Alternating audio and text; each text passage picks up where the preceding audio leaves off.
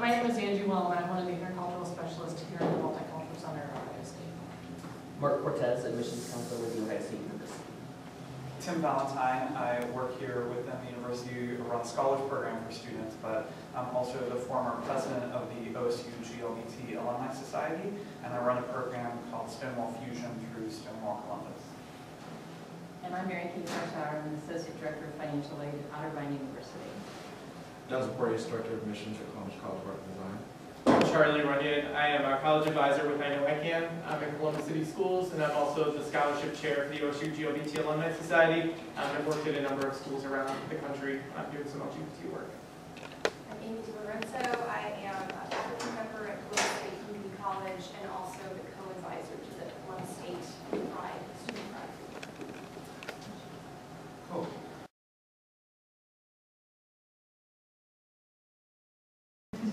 So I guess, do you want me to just answer that question in terms? So at Ohio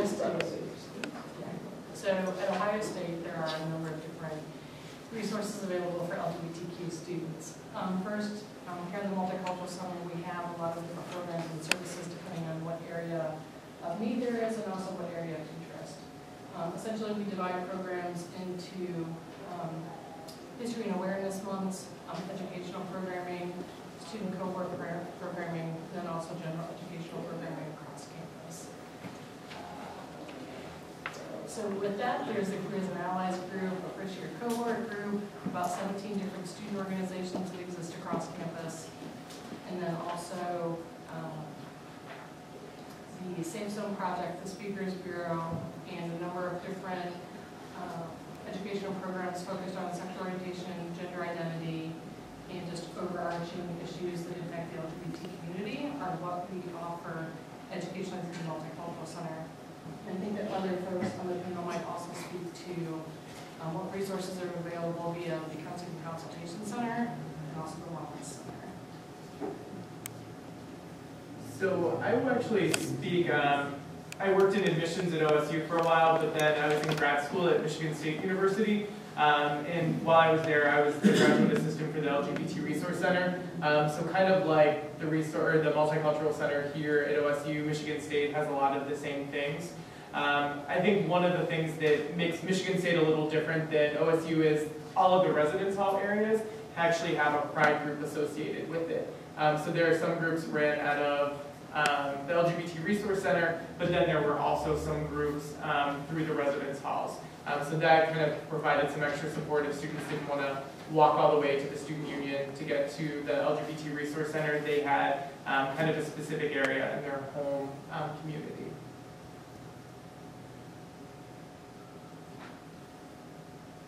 Otterbein has basically an Office of Diversity, of which filters in all LGBT students as well as other students of diversity, but it has a real strong student council program as well for the LGBTs, and they also have an actual theme house that's built for them that they can meet and gather resources, and it's not only the council, it's also met with faculty and student base.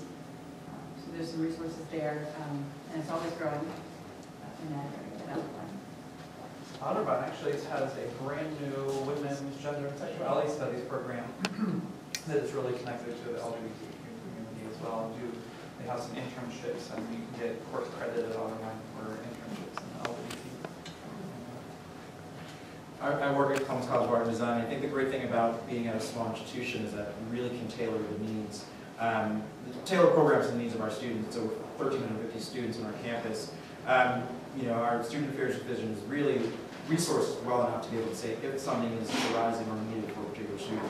While we do have formal programs in terms of support and development and conversation to be had, really comes down to if a student or students express a need or desire for something, we'll make sure that we present those resources. Well, the story that I was just going to tell is actually the story of Stonewall Fusion, which is a program for 18 to 25-year-olds in Columbus that brings together all of the college LGBT groups. And the story that I was just going to tell was when I started that organization in 2008, what I did was I called all of the local schools. So every school that's in Central Ohio, college, institution of higher education, I called to ask if they had an LGBT student group, if they had a faculty staff member that was kind of associated with that group, if there there was any resources, support, anyone I could talk to kind of connect and get the word out about Fusion being a citywide kind of program to bring all those students together from various campuses. And most of the colleges were all very receptive, and if they didn't have an LGBT center or person, then they directed me to a staff member that advised maybe the student group on campus. There were a couple schools that were not so supportive, so that was actually the shock to me. The main school that was the worst was Ohio Dominican University, where they actually said that they no longer were recognizing their LGBT student group. So the students there had gone underground. They were still meeting, but they were not able to be a recognized student group. And I was directed, if I wanted to put any information out to the campus, I was directed to their religious office to talk to that person about how that information could be disseminated. So it is something when you're considering going to college, you do need to figure that out. If you are an out person and you're going to college and you want to still be out when you go to college, because that is a choice, and a lot of decisions that people make if they're going to, how out they're going to be when they go to college and how out they're going to be right as soon as they go to college. That you have to really consider the campus. And a lot of religiously affiliated institutions are not open to those things.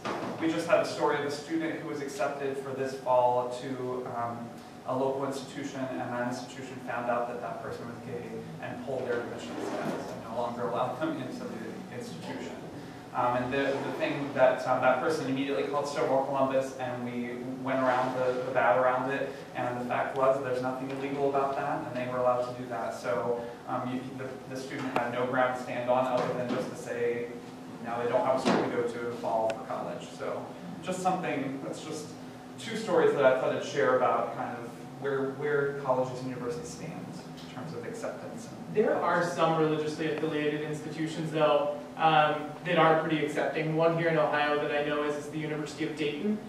They just started a human rights major on their campus, and they actually have a number of LGBT groups as well. So there are schools, that's kind of the way that you can look, is what our presenters before said. If they have non-discrimination policies, you can see how visible campuses are, but if you are a person who's really interested in your faith, there are some schools that would be able to support you as well.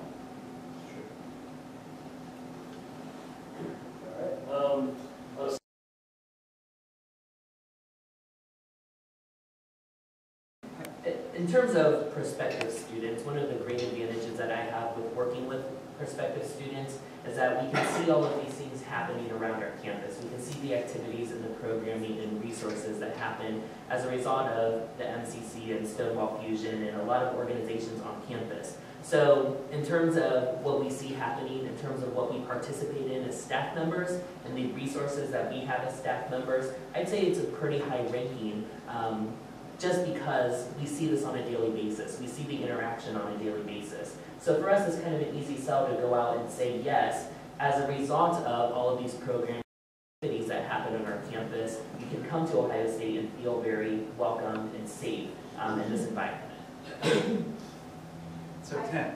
10 plus. Totally 10 plus. Totally 10. Yeah. I would probably rank Columbus State around a 6 or a 7. We do have a non-discrimination policy in terms of employment that includes sexual orientation that does not include gender identity or gender expression at this point. We don't have any gender-neutral bathrooms, and we do not have domestic partner benefits for faculty and staff. So those are some of the things that I think rank us lower. We do have both a faculty and staff LGBTQ group and a student group. Both of them have very low attendance typically, and when I say low, I mean like 4 or 5 people.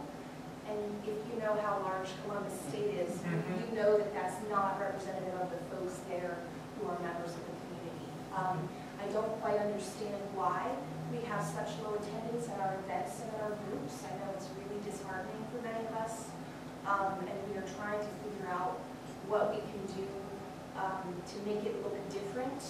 We do have a safe zone training, which I think helps raise our number a little bit, but it's not a requirement.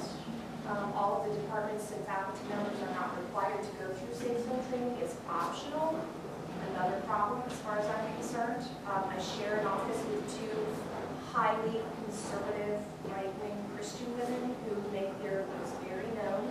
We have a little office war going on right now. And that kind of environment for students, I think, can be really scary.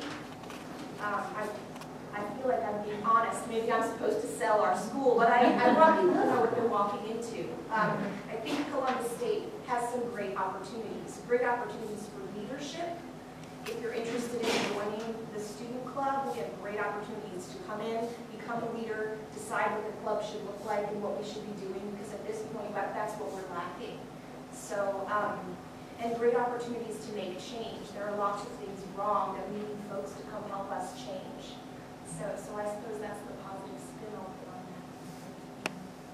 I think what's interesting about when students are choosing what college to go to and the resources and the opportunities on campus is really related to the town and the environment that college is in.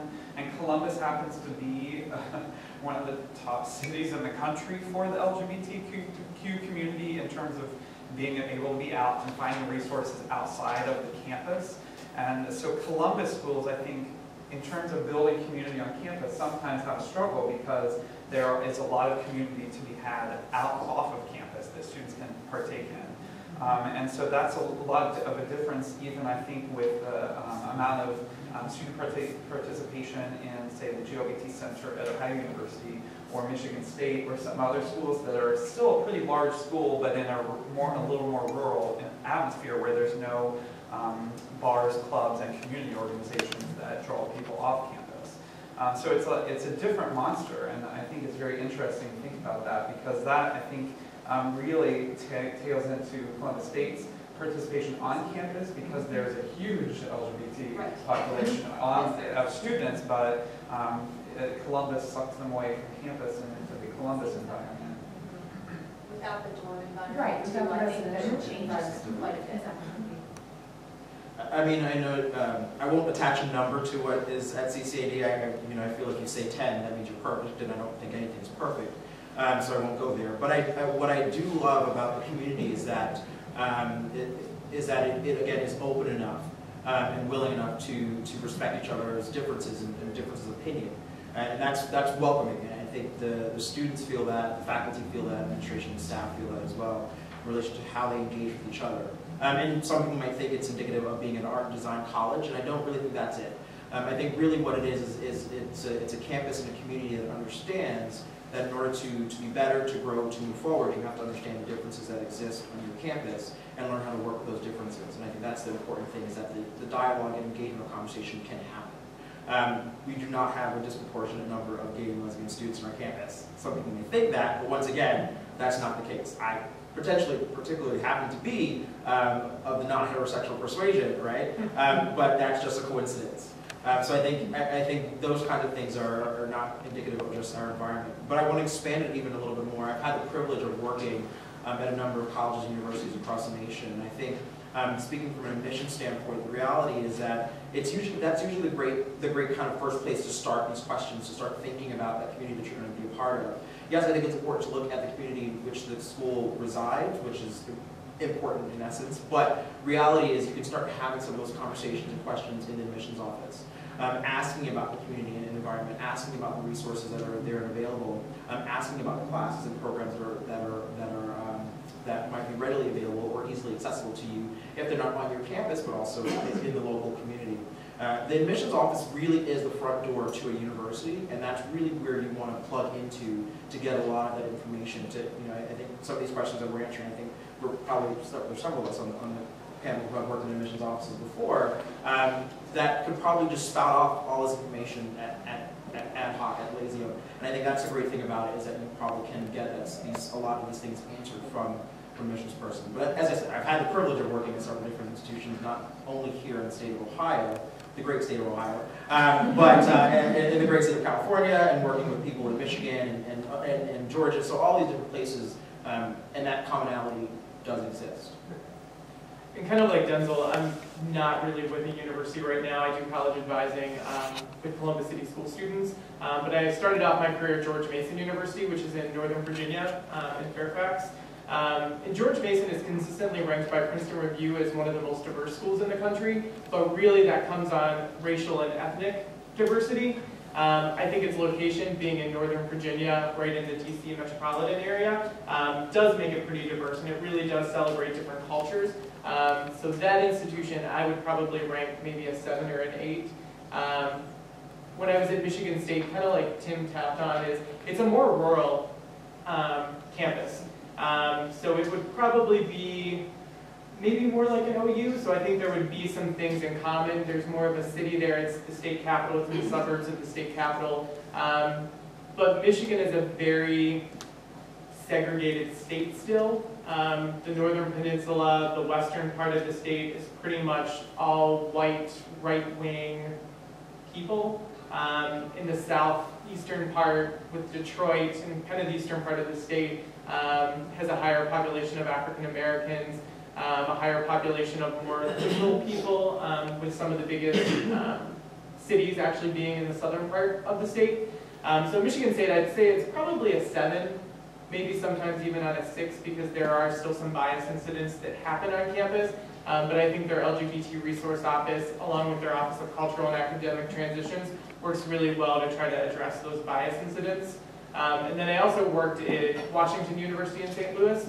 And one thing that I found is I think the more selective of an institution, the more open minds that you have there. I know Denzel used to work at Stanford. Stanford and WashU are pretty similar. And I would say that school is probably about a 9. There weren't a lot of resources necessarily on campus. There were activities and things like that, but I think when you're just thinking of the open mind nature of the school and what goes on, I think that school would have been there.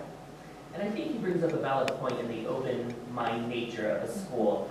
And even in the fact that some schools rank diversity as just being related to race, but really diversity is the thought process that happens as a result of all of these different spectrums of GLBT, African American, Latino, and then even more specific populations. So as you're looking at diversity, don't think of it as it automatically includes my population.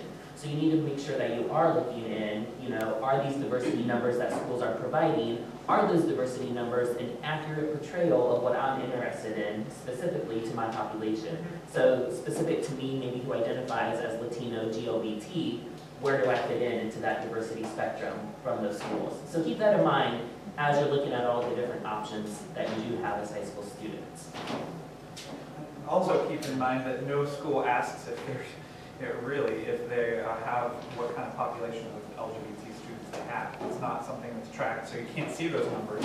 So you have to just Actually, and that's there's just a couple schools that started to ask, but they're year. not like putting it out there in their admissions. Like we have 6 students. And it's a huge conversation that's going on. I think, or at least I think it's huge. It's a bigger conversation that's going on because earlier maybe in the last year or so, particular institutions started asking that question on their application form, and it became a hot topic issue in the landscape of admissions, because the question is, well, now that you have that information, what are you going to do with it?